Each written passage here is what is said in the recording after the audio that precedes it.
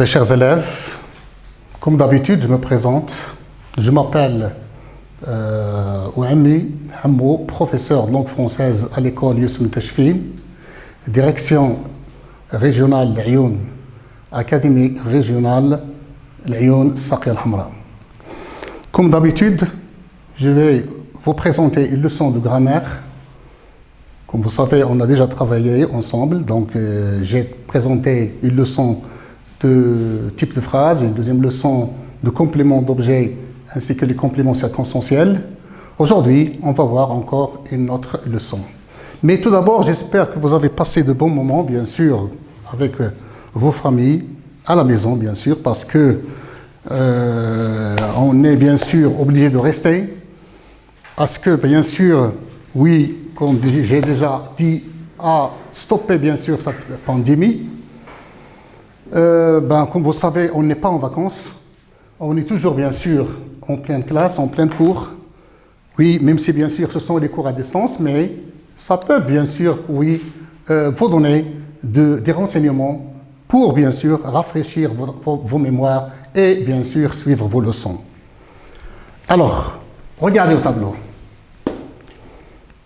Nous avons deux phrases. Nous avons un pays fascinant. Notre pays est fascinant. Dans la première phrase, donc, elle est constituée, oui, d'un sujet, d'un verbe et bien sûr d'un groupe nominal. Deuxième phrase, vous avez ici, notre pays est fascinant. Nous avons un groupe nominal sujet, un verbe et un autre élément ou bien un autre constituant de la phrase. Dans la première, nous avons un pays fascinant. Le mot qui est écrit avec la couleur rouge, donc fascinant, c'est quoi tout d'abord fascinant? C'est-à-dire c'est attrayant, séduisant, qui plaît bien sûr. Alors nous avons un pays fascinant, c'est-à-dire qui est attrayant, qui attire tout le monde, etc. Deuxième phrase, notre pays est fascinant. Donc, c'est la même idée presque. Mais dans la première, le mot ici qui est écrit en rouge, il fait une fonction. Quelle fonction fait-il? Exerce-t-il dans la phrase? La fonction, c'est qu'il décrit le pays. Il parle du pays. Nous avons un pays. Comment est ce pays? Il est fascinant. Il est fascinant. Donc, c'est question de quoi? De description. C'est question, voilà, de qualifier le pays, bien sûr, qui l'accompagne. Le mot qui l'accompagne, qui est le pays. Deuxième phrase, notre pays est fascinant. Alors, dans la première, ce mot-là, on l'appelle, bien sûr, puisqu'il qualifie, puisqu'il décrit, donc c'est un adjectif qualificatif. C'est un adjectif qualificatif. Donc, un adjectif qualificatif, c'est qu'il donne plus de précision et plus de description au mot ou bien au nom qu'il accompagne ou bien à qui il se rapporte. Alors, fascinant, j'ai dit, donc c'est un adjectif. Comment? Adjectif qualificatif. Très bien. Deuxième phrase, notre pays est fascinant. Fascinant aussi, il qualifie. Qu'est-ce qu'il qualifie? Il qualifie le nom, bien sûr, auquel il se rapporte, ou bien le nom qu'il accompagne. Donc, il le décrit, bien sûr. Il le, voilà, décrit, il le qualifie. Aussi, c'est un adjectif aussi qualificatif. Adjectif qualificatif.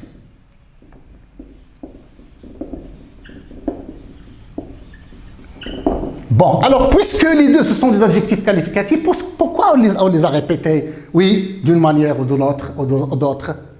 Dans la première, c'est un adjectif qualificatif, mais qui, bien sûr, il a quelques particularités qui sont différentes par rapport, bien sûr, à la deuxième phrase. Oui, nous avons un pays fascinant. Fascinant, c'est un adjectif qualificatif comment? Hein? Où est-ce qu'il est placé? Il est placé juste à côté du nom, bien sûr, qu'il qualifie, ou bien juste après, ou bien à côté du nom auquel il se rapporte. Donc, c'est un adjectif qualificatif qu'on appelle épithète. Épithète. Très bien. Adjectif qualificatif, épithète. Voilà. Adjectif qualificatif, épithète. Épithète. Et le deuxième, c'est un adjectif qualificatif comment? Adjectif qualificatif, hein? Attribut. Attribut. Attribut. Il est attribué. Très bien. Alors, quelle différence y a-t-il entre ces deux adjectifs? La différence, c'est que l'adjectif qualificatif épithète, il est juste à côté du nom, que ce soit avant le nom ou bien après le nom. Il est voilà, directement placé, que soit avant, soit après. Mais le deuxième adjectif qui est attribué, il est introduit par un verbe. Il est introduit par un verbe. Et ce verbe-là, c'est le verbe être, bien sûr. Mais dans ce cas-là, on les appelle les verbes qui introduisent certains adjectifs qu'on appelle des adjectifs qualificatifs attribués. On les appelle des adjectifs qualificatifs attribués. Quels sont les adjectifs, quels sont bien sûr ces verbes-là qu'on appelle des verbes? Ces verbes-là, on les appelle les verbes d'état. On les appelle les verbes d'état. Et quels sont ces verbes d'état? Donc les verbes d'état, il y a le verbe être, le verbe rester, le verbe demeurer, le verbe devenir, le verbe paraître, le verbe rester, et il y a bien sûr certaines locutions, oui, locutions verbales qu'on appelle tel que le cas de avoir l'air et de passer pour. Les verbes, ils sont 6, plus bien sûr ces deux locutions verbales qui sont avoir l'air et passer pour. Je répète, ces verbes d'état parce que nous avons deux catégories de verbes. Nous avons deux catégories de verbes. Il y a des verbes d'action et les verbes d'état. Les verbes d'action, bien sûr, ce sont des verbes dont le verbe exerce ou bien il subit, dont le sujet plutôt subit ou bien exerce une action. Donc voilà les verbes d'action. Écrire, parler, chanter, sentir, nager, courir, etc. Ce sont des verbes d'action. Dont le verbe, oui, exerce l'action, ou bien il subit l'action. Et les verbes d'état, ce sont des verbes qui parlent de l'état ou bien d'un changement. Oui, ils parlent d'un état ou bien d'un changement. Donc j'ai dit, il y a le verbe être. Oui, le verbe être. Il y a le verbe rester. Le verbe paraître. Le verbe devenir. Oui. Le verbe demeurer.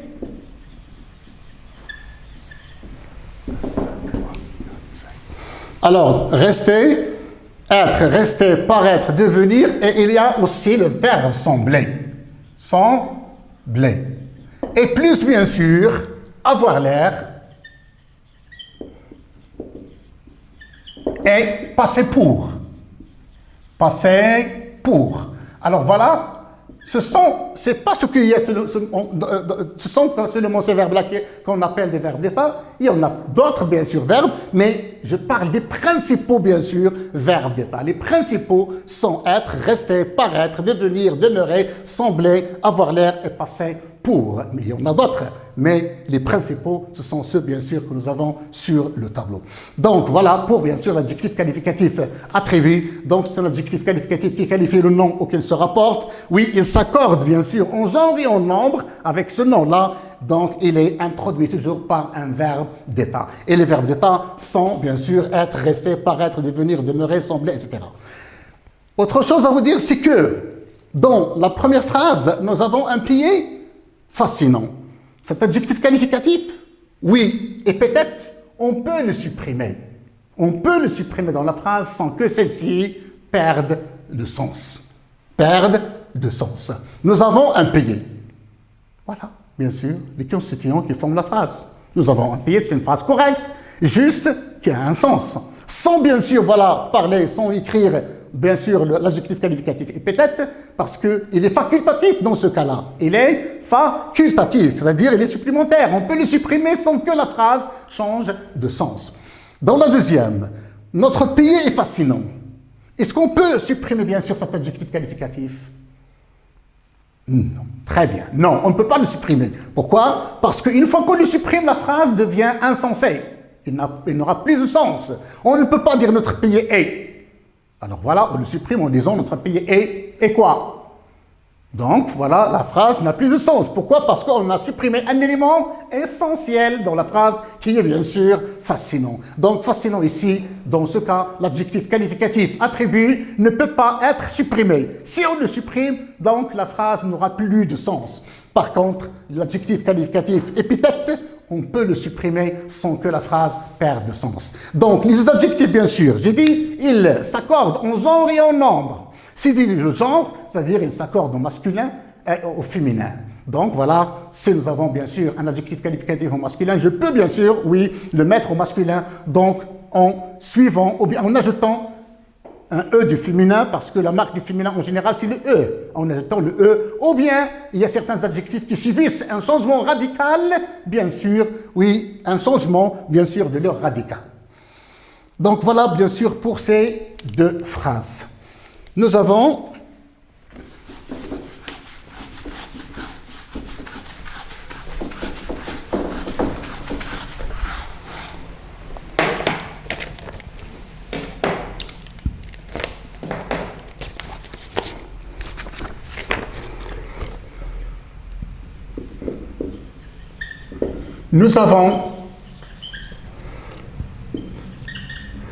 un grand payé fascinant. Bon, alors voilà. Si les adjectifs, bien sûr, dans cette phrase, oui, il y en a deux. Il y en a deux. Le premier est placé avant le verbe, avant le nom plutôt qui l'accompagne. Le deuxième est placé après. Donc c'est pour cela que je vous ai dit au début que l'adjectif qualificatif, que ce soit bien sûr épithète, il peut être placé avant, de même qu'il peut être placé après. Alors voilà la phrase, nous avons un grand payé fascinant. Alors voilà, ici, c'est un adjectif qui est placé avant le verbe, avant le nom plutôt, et le deuxième, il est placé après le nom. Voilà. Ben, alors, nous avons ici le Maroc. Le Maroc est le deuxième exportateur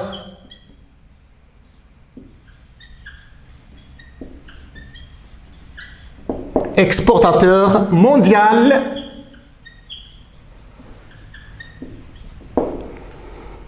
de masques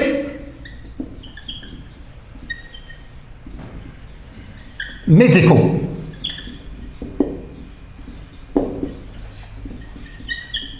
Très bien. Je répète, le Maroc est le deuxième exportateur mondial de masques médicaux. Bravo, regardez cette phrase. C'est une phrase bien exposée, elle est enrichie, elle est longue. Pourquoi? Parce qu'elle renferme, oui, 3 adjectifs qualificatifs. Le Maroc est le deuxième exportateur mondial de masques médicaux. Alors, vous avez ici le Maroc, c'est le sujet de la phrase. Et c'est le verbe être qui est un verbe d'état bien sûr. Donc, le deuxième ici, c'est un adjectif qualificatif. Adjectif qualificatif, attribut. Pourquoi attribut? Parce qu'il est introduit par le verbe là, qui est le verbe être. Exportateur. Mondial ici, voilà, donc il est le deuxième mondial, donc c'est aussi un adjectif qualificatif qui est attribut. De masques médicaux. Médicaux, donc, c'est un adjectif qualificatif, mais qui est épithète. Il est épithète. Donc, j'essaie bien sûr de supprimer certains adjectifs et je vais voir est-ce que je vais garder le même sens ou non. Si on dit le Maroc est l'exportateur de masques, le Maroc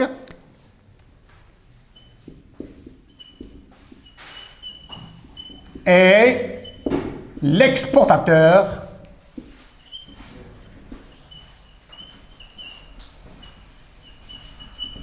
de masques.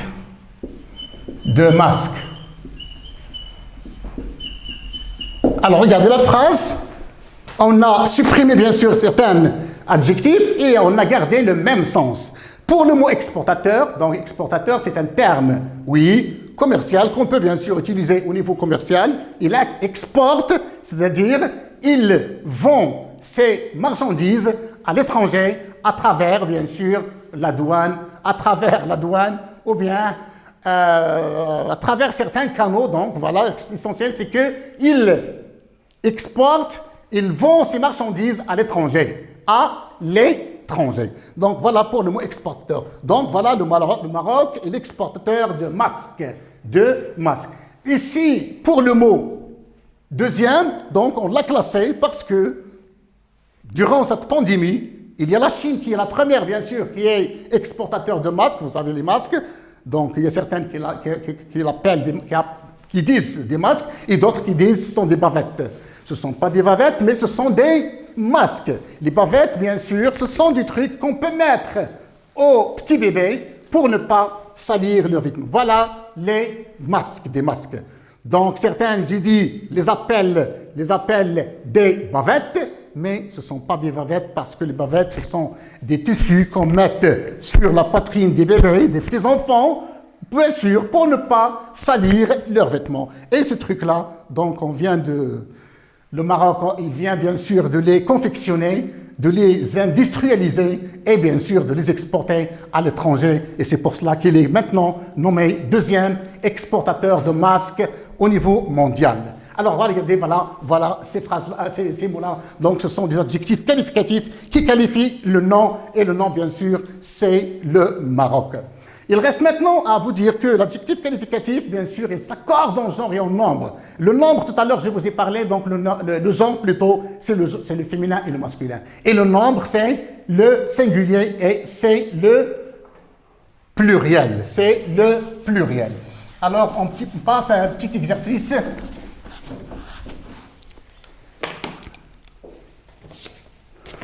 Donc, on va essayer de souligner les adjectifs qualificatifs épithètes et on va entourer le nom auquel il se rapporte.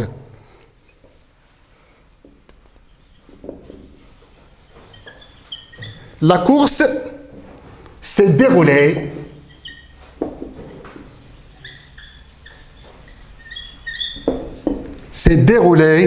devant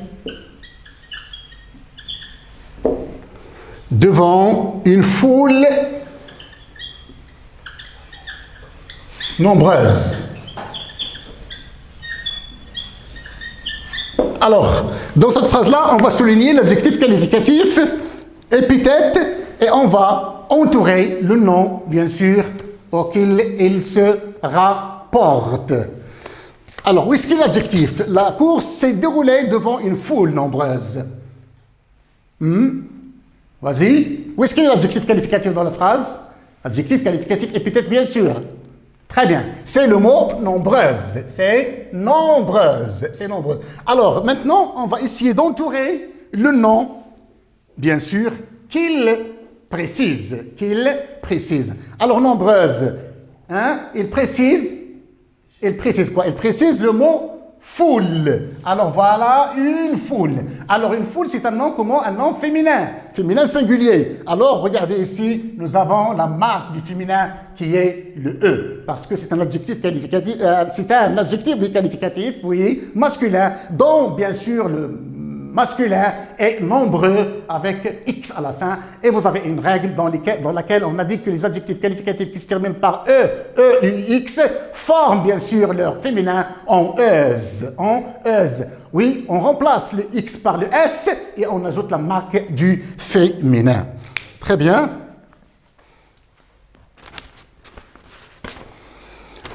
Deuxième phrase. Vous avez cette route.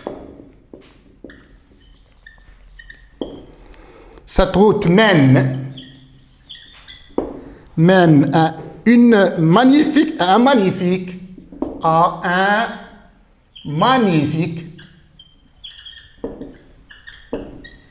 château.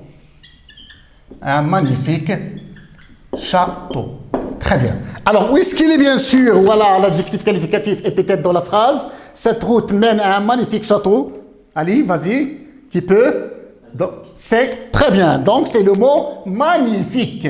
Magnifique, c'est un adjectif qualificatif épithète. Où est-ce qu'il est placé par rapport au nom? Il est placé avant le nom. Par contre, la première phrase, il est placé où? Il est placé après le nom. Donc, c'est pour cela que je vous ai dit tout à l'heure, il peut être soit avant le nom, soit après le nom, et ça ne change rien. Toujours, il fait la fonction d'un adjectif qualificatif épithète. Alors, oui, où est-ce qu'il est le mot, bien sûr, qu'elle précise? Le mot qu'elle précise, c'est château. Alors, château, bien sûr, je vais l'entourer. C'est très bien. Je vais l'entourer, c'est château. Maintenant, on va essayer de faire deux phrases. Oui, mais cette fois-ci, on va parler de l'adjectif qualificatif attribut. On va faire, oui, c'est le même genre d'exercice, c'est de souligner l'adjectif qualificatif attribut cette fois-ci, et dont tu aurais bien sûr le nom qu'elle précise. Ces logements,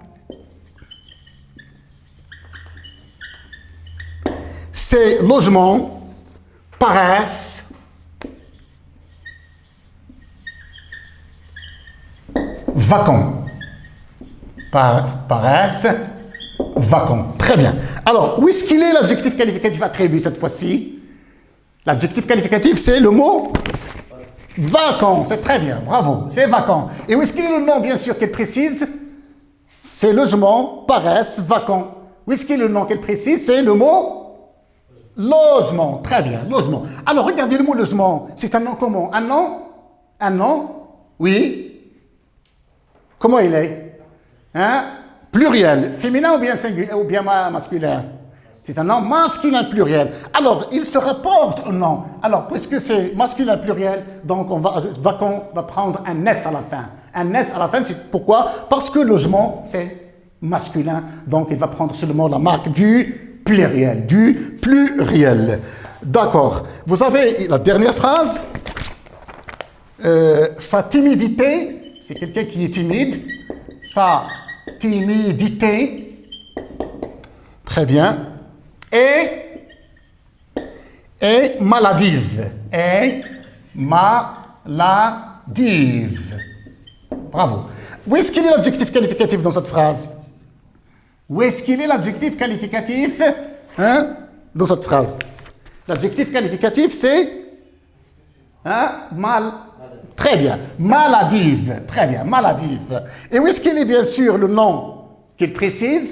C'est le mot maladie. Alors, maladie, c'est un nom comment? Un nom, de point de vue de genre, un nom féminin. Féminin, singulier. C'est très bien. Alors, vous regardez le mot maladive, et là, bien sûr, pris la marque du féminin, parce que le mot, c'est au masculin plutôt, c'est maladif.